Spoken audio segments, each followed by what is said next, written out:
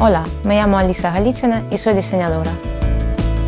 De forma autodidacta he aprendido a crear arte abstracto, estampados, motivos y collage usando medios digitales y tradicionales. He colaborado con marcas como Urban Outfitters, Target, Wayfair y también vendo mis diseños utilizando plataformas como Society6.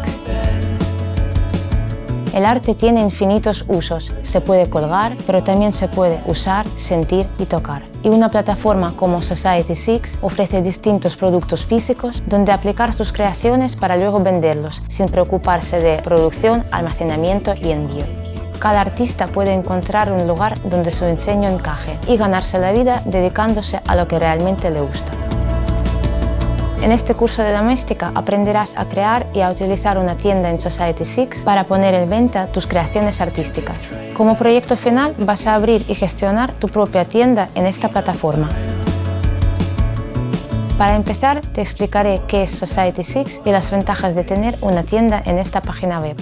A continuación te enseñaré a abrir tu tienda en Society6 y presentaré su comunidad y variedad de productos.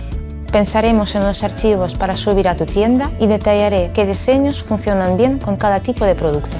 Te explicaré los requisitos técnicos y ya estarás listo para subir tus primeras obras. También aprenderás las maneras de mejorar tu aparición en la búsqueda, cómo promocionar los productos y generar un beneficio adicional.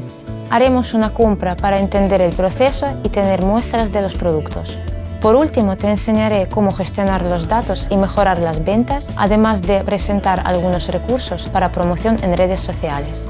Al acabar este curso sabrás todo lo que ofrece Society6, facilitando el viaje de tu arte hacia potenciales clientes.